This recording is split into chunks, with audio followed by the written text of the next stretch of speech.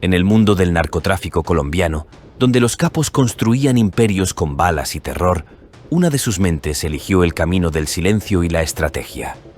Sí, el señor de los mares, como algunos le decían, tejía su red desde el sistema portuario.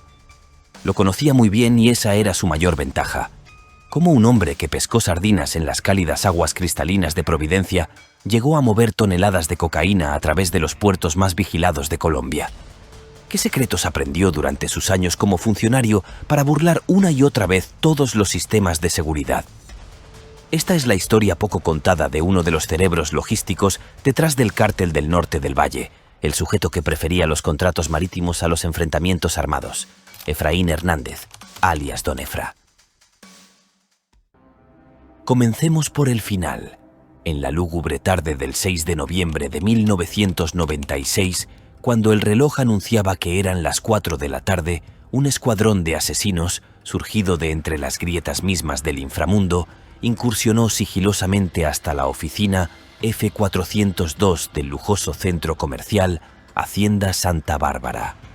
Allí, en la penumbra de un cubículo que había sido testigo de tantos convenios comerciales de dudosa procedencia, una reunión se desarrollaba en la más tensa de las clandestinidades. Un tal Efraín Hernández, con pensamientos cargados de ira y zozobra, había convocado un encuentro urgente exigiendo respuestas. Quería saber el paradero de un cargamento desaparecido, 7 toneladas de cocaína que habían sido despachadas 60 días atrás y que ahora se esfumaban en el éter del crimen. El aire, ya pesado por la desconfianza, se tornó de pronto en un infierno silencioso. De entre los presentes, un tipo llamado Fernando Cifuentes, aparentemente responsable de gestionar el trayecto del cargamento, se vio acusado y acorralado. Y así, la mudez fue quebrada por el sofocado crepitar de unas pistolas automáticas con silenciador. El aire se llenó del olor a pólvora y a muerte. Hernández recibió 3 impactos de bala en el pecho, desplomándose sobre el frío suelo para no levantarse más. Junto a él, su asociado, Alfredo Haddad Salván, cayó igualmente abatido, compartiendo su suerte fatal. Un tercer hombre, Germán Vesga, recibió un disparo en el hombro, pero, con la astucia instintiva de quien se aferra a la vida, fingió estar muerto, sobreviviendo así a la masacre. La acción, perpetrada en la más cruda intimidad del 4º piso, solo fue revelada al mundo 1 hora después, cuando el último de los mencionados, pálido, herido y sin equilibrio, emergió en uno de los pasillos.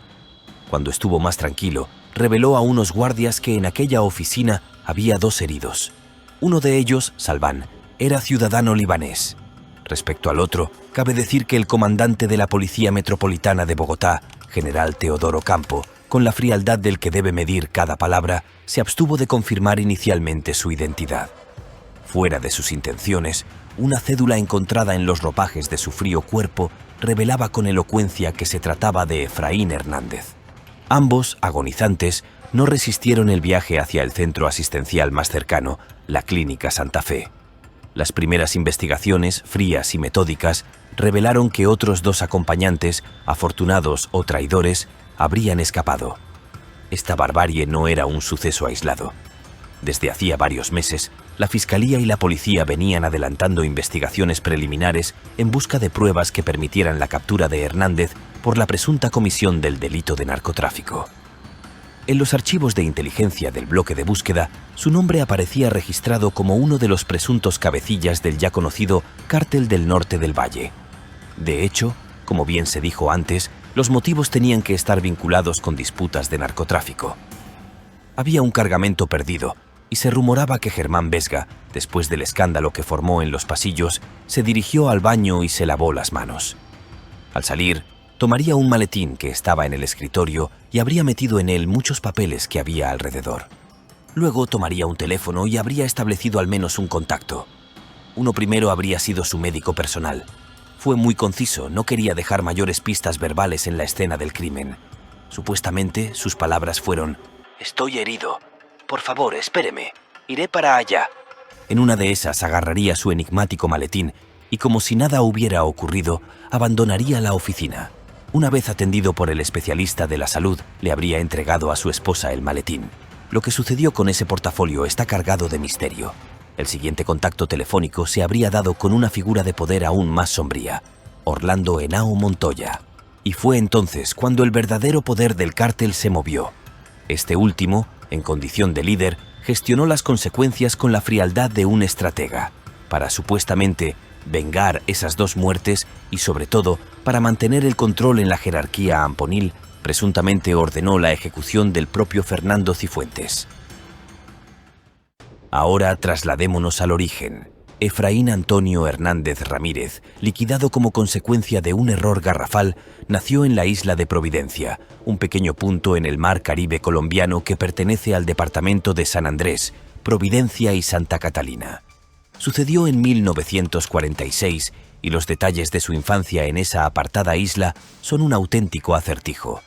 De todas maneras, muchos se atreven a especular que, siendo ese un entorno sencillo, profundamente conectado con la naturaleza y con una economía marcada por la subsistencia, donde la pesca y la agricultura a pequeña escala no eran actividades recreativas, sino la forma de llenar el plato 3 veces al día, no es difícil imaginarse que su niñez se movió en torno a estas mismas circunstancias.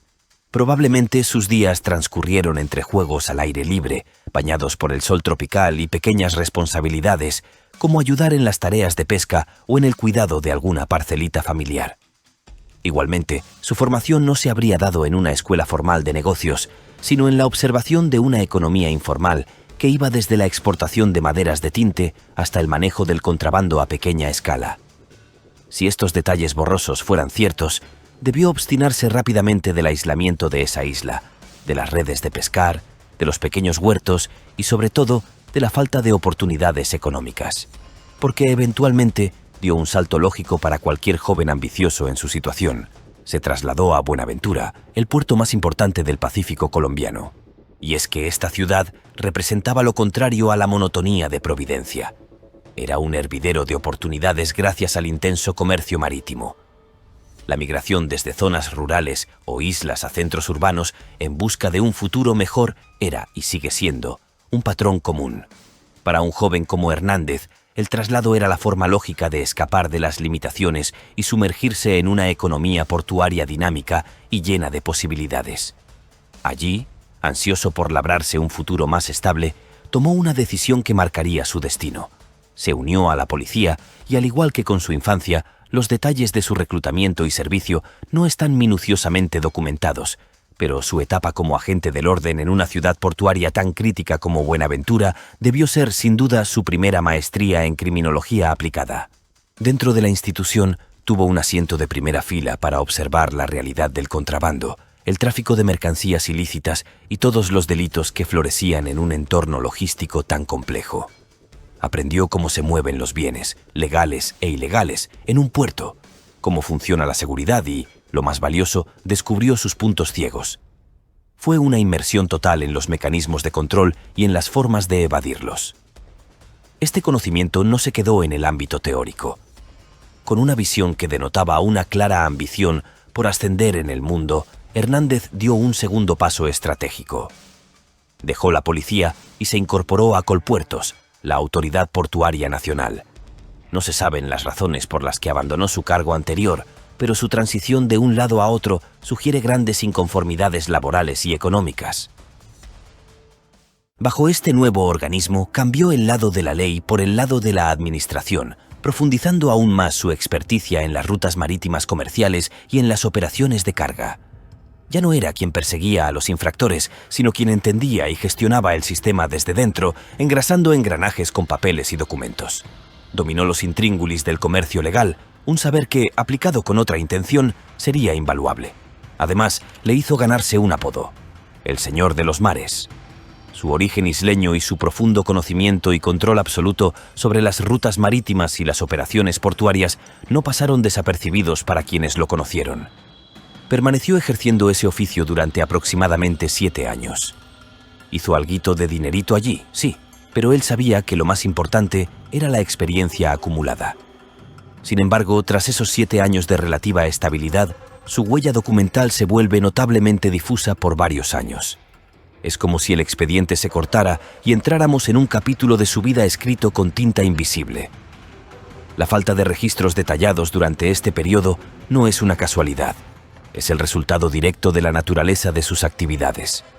Esos años perdidos fueron, en realidad, unos de los más productivos de su vida, ya que se trató, más que todo, de una rigurosa transición. Cambió el mundo de los contratos formales por el de los negocios por su cuenta. Se sabe que incursionó en varios emprendimientos, incluyendo negocios avícolas en Quito, Ecuador y Cali, Colombia. Pero estos negocios legales parecen haber sido más una fachada o un experimento que su verdadera vocación. Si se quiere, esta época coincidía con su transformación en un arquitecto de rutas ilícitas que lo hacían parecer un capo o, en su defecto, un testaferro de alto nivel. Palabras como estas no son exageradas. Para este punto de los hechos, su vida personal y financiera era tan dinámica como sus negocios, aunque no siempre en el mismo rubro. Mientras cambiaba de oficios y de fuentes de sustento, lo hizo igualmente de esposa. Se sabe, por ejemplo, que estuvo casado con una mujer llamada Luz Meida Conde Madrigal y, posteriormente, su segunda unión fue con Yolanda Guerrero Marín, y que de ambos compromisos maritales nacieron 3 hijos, pero los años exactos y las circunstancias de sus matrimonios permanecen en la penumbra. Eso sí, si hay una frase que definía la filosofía de vida del marido de ambas, fue esta: en el mundo hay 2 tipos de personas. Hay unas que venden y otras que compran. Yo soy de las segundas, de las que compran. Y vaya que sí practicaba lo que predicaba. Este espíritu consumista se convirtió en su sello distintivo, especialmente a partir de mediados de la década de los 80, misma época en que se descubrieron sus emprendimientos avícolas. De repente, este hombre comenzó a adquirir terrenos, propiedades y automóviles de lujo a un ritmo que dejaba perplejos a quienes lo conocían. Todo era muy extraño porque, de forma paulatina e igualmente rápida, se transformó en un magnate con un portafolio de inversiones que habría sido la envidia de cualquier holding legítimo. Se convirtió en el propietario de una constelación de empresas que incluía inmobiliarias, inversoras, constructoras, concesionarios de vehículos, restaurantes, hoteles y panaderías. Su cartera de bienes raíces era igualmente descomunal. Cientos de apartamentos, casas, locales comerciales, parqueaderos, edificios, oficinas y depósitos pasaron a estar a su nombre. Era, por decirlo de alguna manera, extraño que un pollero fuera un empresario tan exitoso. Otras personas de su tiempo, quizá menos discretas que él, amasaban fortunas similares o mayores y, al igual que él, lo lograban en tiempo récord. Pablo Escobar, por ejemplo, lo hacía manteniendo el monopolio del tráfico de cocaína mediante el terror a través de su famoso Cártel de Medellín. Por el otro, sujetos como los hermanos Rodríguez Orejuela y José Santa Cruz Londoño, representantes del Cártel de Cali, poseían un modelo de negocio más corporativo, ya que les gustaba reinvertir ganancias en negocios legítimos, como también le gustaba a Hernández, y corrompiendo instituciones políticas y judiciales con la elegancia de un directivo financiero. Había más que esos 2 polos. Uno de ellos era el Cartel del Norte del Valle, un grupo que se inició como un socio menor de Cali, operando bajo su ala y su marco organizativo. En esta etapa inicial, su actividad se centró en el tráfico y distribución de cocaína para sus superiores, aprovechando su posición estratégica en la región del Valle del Cauca y a lo largo de la costa del Pacífico colombiano.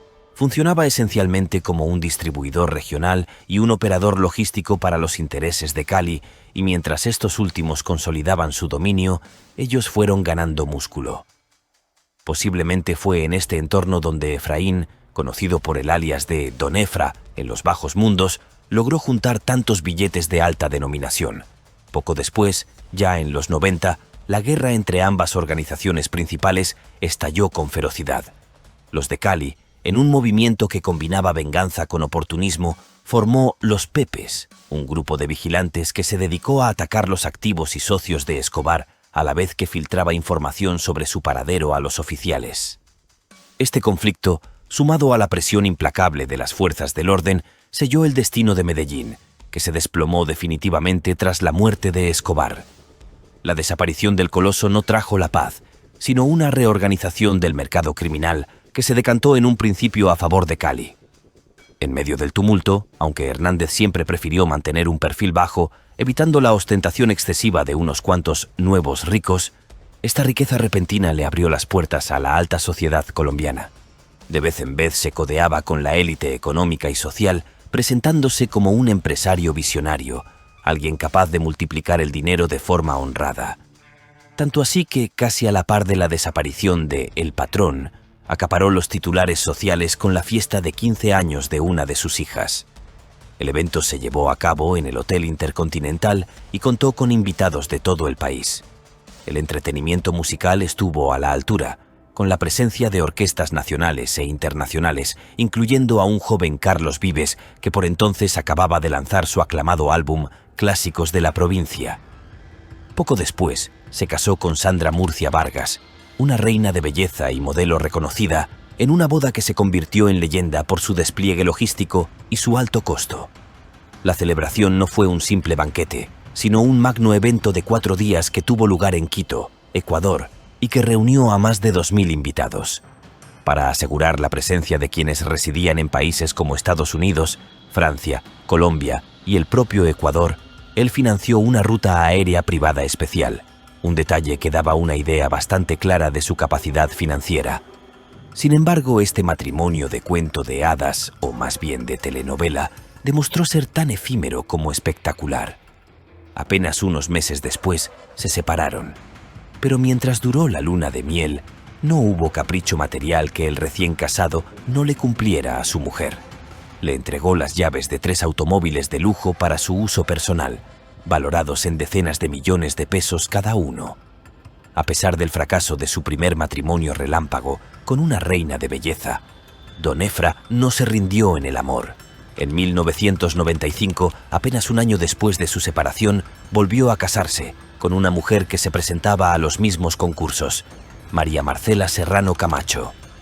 Para celebrar esta nueva unión, ofreció otra lujosa recepción en un hotel tradicional de Bogotá, demostrando que su gusto por la ostentación seguía intacto. Mientras todo esto sucedía, el mundo del narcotráfico se tambaleaba. Los hermanos Rodríguez Orejuela estaban dispuestos a negociar su rendición con el gobierno a cambio de penas reducidas y la preservación de sus activos. Con esto, el panorama delictivo se redefinió. En una reunión crucial, los hermanos informaron a sus subordinados su intención de disolver del negocio ilícito y, como era de esperarse, la noticia no fue bien recibida por sus oyentes. De allí surgió un grupo de disidentes que incluía a personajes como Diego León Montoya, Wilber Varela y quizá Carlos Alberto Rentería.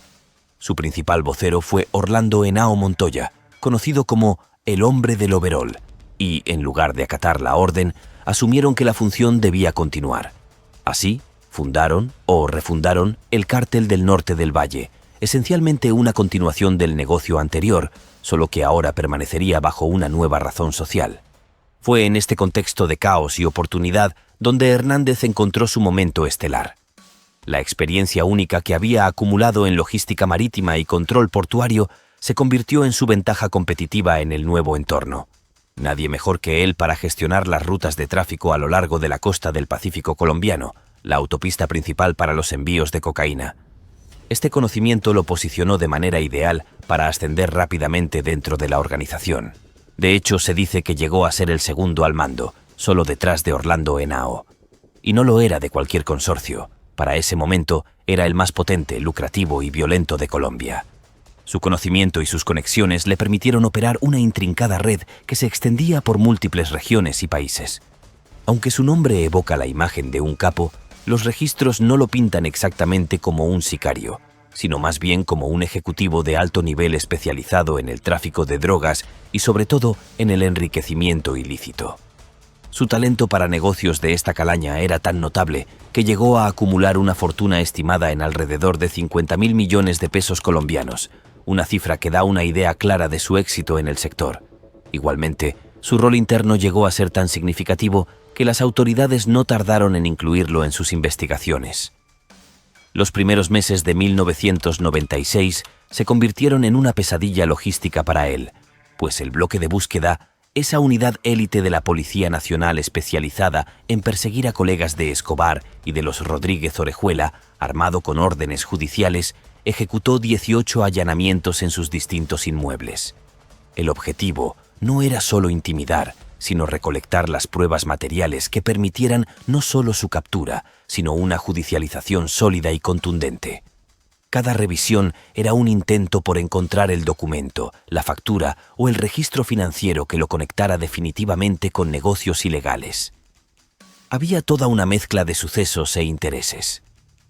La mecha se encendió en su contra en septiembre del mismo año, cuando su ex esposa, la modelo Sandra Murcia Vargas, amplió sus horizontes profesionales de una manera bastante arriesgada. Fue detenida en el aeropuerto de París, acusada de liderar una red de narcotráfico entre la capital francesa y Madrid. El detonante había sido que agentes aduaneros franceses le descubrieron 5 kilogramos de cocaína en una maleta que le pertenecía al colombiano William Álvarez Echaría, quien, con una sinceridad encomiable, confesó haber recibido instrucciones de la propia Murcia para recibir la mercancía y transportarla a un hotel parisino. Definitivamente, era una mala pasada. El señor de los mares no estaba directamente vinculado, pero su nombre, que hasta hacía un año había estado unido al de Murcia por matrimonio, salpicó las páginas de los periódicos y lo que más le disgustaba. Los cuerpos de seguridad decidieron echar un vistazo más de cerca a sus millonarios movimientos bancarios y su impresionante colección de propiedades. Y tomando en cuenta asuntos como estos y otros más que les ocurrían a otras personas, el gobierno colombiano optó por que la guerra contra el narcotráfico volviera su mirada hacia un objetivo que hasta entonces había operado con notable discreción: el Cártel del Norte del Valle. El bloque de búsqueda ya tenía bien posados sus ojos en él y en sus socios, convirtiendo su vida en un incómodo juego del gato y el ratón. Siguiendo las investigaciones del coronel Benjamín Núñez, la paciencia y el trabajo meticuloso de ese órgano especializado habían comenzado a dar frutos. Lograron desentrañar una de las piezas clave de su modus operandi. Contaba con una intrincada red financiera, sostenida por nada menos que 46 testaferros. Esta estructura no era un simple esquema local. Su telaraña de propiedades se extendía desde el Valle del Cauca y Bogotá hasta llegar a Ecuador. Cada nombre falso, cada documento, era un hilo en una cortina diseñada para ocultar una verdad que se volvía cada vez más obvia. La pregunta lógica sobre el origen de tanto derroche era incómoda, sobre todo por la respuesta. Era difícil de creer que viniera de la venta de pollos. Por suerte para él, salió temporalmente ileso de este escrutinio, aunque un mes después se vio involucrado en un nuevo escándalo, esta vez de naturaleza política. Resulta que el procurador Orlando Vázquez Velázquez acusó al fiscal Alfonso Valdivieso Sarmiento de haber recibido un cheque millonario para financiar su campaña electoral como candidato al Senado y señaló que Efraín Hernández era su principal benefactor. Según su acusación, la operación había sido ejecutada por el Grupo Santa Bárbara, del cual el controvertido empresario era accionista. El cheque en cuestión, a nombre de Valdivieso, supuestamente había sido girado desde una cuenta del Banco de Bogotá 3 años antes. En su defensa, el fiscal argumentó que aquellos fondos provenían de una firma concesionaria de automóviles que tenía exactamente el mismo nombre y que, naturalmente, no tenía relación alguna con actividades ilícitas. Si bien el escándalo finalmente no pasó de ser un fuego artificial mediático, sin prosperar como una causa judicial formal, el daño para la reputación de Don Efra ya estaba hecho.